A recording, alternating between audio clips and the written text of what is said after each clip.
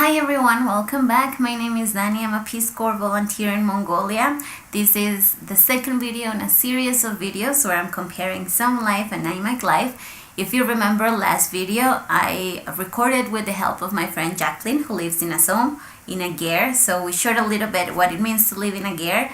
Today I will finish that video, finish with some tips she gave to anybody that will end up living in a ger. I will show you what it looks like to live in a Soum. I'm sorry if I didn't post this video early enough, but last semester at school was really busy. Now we're on a small break. Not that small because it's a 3-week long break. But hopefully I have enough time to finish this video as well as the other two videos that will show Aimag life. But to be honest, I'm a little bit busy still with schoolwork, so we'll see how that goes. I hope you enjoyed this video as well, and if you have any questions, don't forget to comment or send me messages through my Instagram or my blog. So please enjoy. So, washing oneself in a ger is a little bit challenging.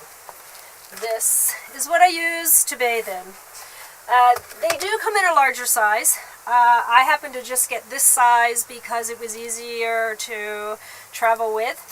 And literally what I do is fill it up with some cold water. Then I heat up some water in my electric kettle and mix it in until it's pleasantly warm. Then I use this fabulous little towel that my friend Jennifer gave me. This is the wash towel.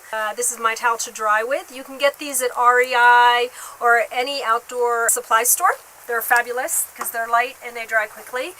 And then either I will stand next to it and bathe myself. If you have a larger one, you can actually stand inside of it and wash yourself so that the water goes right back into the tumpen. When I'm washing my hair, it's a little more challenging. So I use 2 buckets. I fill this bucket up with water and I take the dipper and I put it in the bucket with water and I just lean my head over and I just wet my hair. Now we need to conserve water. It's really important because I have to go to the well to get water. So what I do with that water, since it's pretty clean, I take it and I pour it back into the bucket. I put shampoo in my hair and shampoo it, and then I do this process again. And I do it slowly, so I'm conserving the water. Try to use 2 scoops and rinse my hair. Then I do condition it. I only wash my hair once a week out here. 1 is the water issue. 2 is it's really cold outside, and so I don't like to wash my hair too often because I want to make sure that I don't get sick. And so then I rinse my hair with clean water, use more warm and more cold, mix it up, rinse my hair, and then that water all gets poured into the sink and gets dumped outside. So that is how I wash my hair. So taking baths in a tampon is not a thing you only do if you live in a ger. When you are training during PST, during the summer months, it will be highly probable that your homes where you're going to be staying do not have a proper bathroom, like a shower. So you will be taking tampon baths during the summer. It's not as complicated. Peace Corps does provide a rather larger tampon than the one you saw. Once you get used to it, it gets really easy. I do recommend using a small washcloth. It helps a little bit. Preventing a lot of spilling of water on the floor, because then you have to clean it up somehow. Either you're gonna take the bath in your room, in your ger, or in the wooden house outside of the regular home, which is what I did. So you want to prevent as much as you can the spilling of water outside your tampon. It's not that difficult. Washing your hair, I did do it like Jacqueline in 2 different phases. So I will wash my hair first. My host sister used to help me, but it's not that difficult doing it on your own. You kind of learn how to conserve water, and then you will move into washing your body later on, like in a separate time, or you divide the time into 2 different phases. So don't worry about it, it's not that difficult. The thing that's really important is that I found out the hard way. It gets cold in my ger at night because the fire goes out, and I personally don't use coal because I don't like the smell of it. I just don't use coal to keep my ger warm for the entire evening. So what I do is I take this fleece jacket.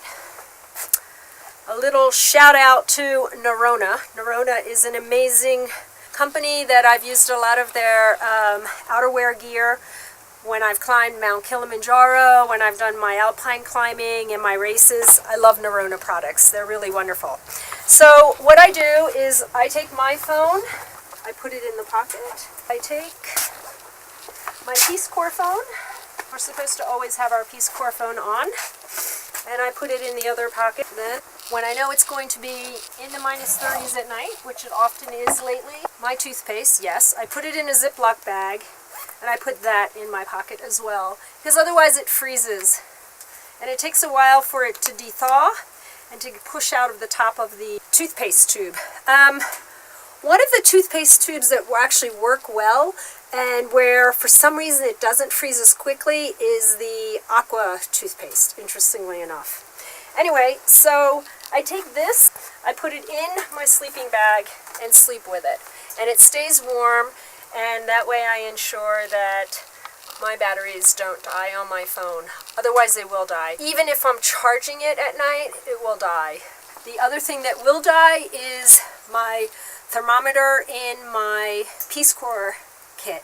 That freezes, and it takes a while for that to thaw because I don't keep it in a warm place. So that's just something to keep in mind, that if you are sick and you want to track of what your temperature is, take that thermometer, put it into the pocket of a fleece is my recommendation, and sleep with it, because that way when you wake up in the morning you can use it and it's functioning. Otherwise it'll be frozen and you'll be out of luck. You hear Jacqueline mention a Peace Corps issue phone. So Peace Corps gave us a small Nokia phone with a local SIM card. What's going to happen is that with any cohort coming after mine, so any M30 and above, will not be receiving a Nokia phone, but however you will be receiving a SIM card for a local mobile company. People that lives in Soum tend to carry two different phones right now because reception is not as good with the company Peace Corps provides, so they tend to have two different phones as Jacqueline. Me, I live in an Aimag. I only use the SIM card issued by Peace Corps, so I only carry my own phone. So bring your own phone, and if the phones have a dual SIM card compartment, that will be amazing. Also, she mentioned she puts her stuff in her fleece jacket and sleeps with it in the sleeping bag. Actually, our sleeping bags do have a small pocket inside where you can put your stuff. I know volunteers sometimes just put their stuff inside with them, but it's up to you if you want to also put it in a fleece jacket. And obviously don't forget to put your computer in there as well. It is true that the cold drains batteries really fast. I brought a brand new phone, and even though I live in an Aimag, it's been suffering a little bit on the battery area because of the cold. As you've heard before, maybe I mentioned, we walked everywhere. So even if you're not in a gear, your electronics will be exposed to very cold weather and the batteries will definitely suffer. The other fun thing is, how do you work out in a gear? I love working out and I do miss it, but I have this band, which obviously is easy, doesn't take up any space in your suitcase. I can do my arm exercises with this, and I brought my ab wheel with me. Love the ab wheel. Some people hate it. Now, push-ups and sit-ups you can obviously do on the floor. Planks, I do planks, and that's pretty much my gear workout. So yes, as Jacqueline said, you can bring small workout equipment if you're worried about working out in Mongolia. It's not that difficult to find things you can bring. I was going to bring a jumping rope. Unfortunately, I forgot, but I haven't had any issue finding time or things to do to work out. If you live in an Aimag, you can find gyms and become a member, or you can go hike up the mountain, go out for a walk. And even if you like, for example, like yoga, like many volunteers, bring your yoga mat and bring a few videos on your hard drive and work out at home. Among volunteers, we not only share movies and books through hard drives, but also workout videos. I have right now the P90X in my hard drive. I know volunteers have worked out in their gears through these videos, so there are many different possibilities you can do to work out. Just start maybe a community activity. There are many different things you can do, so don't worry about it. The other thing that you can do in the wintertime, if you have only a little bit of water. If the water is about down to here in the wintertime, it will be frozen in the morning. And you take your metal pitcher and you put it on top of your stove like this. And it helps melt the little bit of water that's remaining in your metal pitcher. This chimney, it's easily removed, and you should in the winter time, because we make a fire on a daily basis, you should bring it outside and clean it at least twice a week. And the way you do that is you just lift it up, carry it outside, you bang on it with a stick, and you'll see all the black soot come out, and that's how you should clean it. You will notice that there's a slight opening in the chimney, and you would think, oh, rain and snow can fall in. If it rains hard enough in the spring, yes, it will come in. And if you don't need to light a fire, then one of the things that you have to do is you lift up the chimney and you put it in a metal pail on the floor, because then the water will run down into the pail. Otherwise, the water will run down into the chimney and you will get a small flood in your gare. It's something I learned the hard way, but my host mom taught me. One of the other things I think is really important for gare dwellers, because I experienced it, is when you open your gare door, make sure that your lock is inserted and then is locked all the way this way, because if it's not, it will, when you close the door, the lock will move over after you close the door and you're on the outside, and it will slide over and you will be locked out of your gare. So that happened to me once, and fortunately my host father was home and we were able to get in. It happened to the outside lock.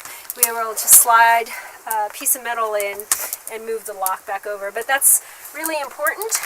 Always make sure that lock is locked underneath. It catches underneath, and so that there's no possibility of it sliding over. I'm really into recycling. I try to teach my kids how to recycle the things that are around them, like water bottles, big and small. This is a large water jug, as you can see, and what I have done is I've cut an opening in it, and I keep my rice in there. In the fall, I did keep my potatoes in there because it was really easy to just reach in and grab your potatoes. So this is sturdier than a plastic bag. It works really well, and I find that it's a great way to recycle the big plastic jugs. I try to do the same with the smaller ones. For example, this is my salt container, and my little sister decorated it for me with nail polish, and that's where I keep my salt. This little jug here, we found a stone that looked like a heart. We decorated it with nail polish, and this is where I keep my dried cranberries. So in Mongolia, we do try to recycle, at least I do. I'm trying to teach my family and my students to do the same, and they're doing a great job of it, because they end up burning their trash, end up wasting a lot of the products that have a more effective second use. Unfortunately, recycling is not that big in Mongolia. What happens is that compared to the States, companies where you can bring your recycling materials are not very big in Mongolia, are not very popular. We have, I believe, one in the capital, so it takes a lot of effort to bring recycling stuff from the Aimags or the Soums to the capital. So what Jacqueline does is a great idea. If you want to focus on teaching Mongolians or students how to recycle, just use things you find on the street or things that they will throw away and convert it into art. That's the easiest way to recycle, even though some volunteers have been able to create campaigns where they have created recycling initiatives as the ones we see in America. For those of you who love peanut butter, here is a suggestion. My friend Evelyn sent me 2 containers of PB2, which is powdered peanut butter. Actually, not bad. And all you do is you add some water to a tablespoon of the peanut butter, or as much of the powdered peanut butter substance as you want, and you have peanut butter. Very light, very convenient to travel with, so I recommend that for all you peanut butter lovers. One other thought I had, I was taught by my host family What you need to do inside your Gare is make sure that the lids on your water containers are either removed or not screwed on tight, because they will be frozen. And then when you are in need of water in the morning, you won't have access to it, because you will not be able to unscrew this until your Gare temperature rises. So that's very important too, and I learned that the hard way.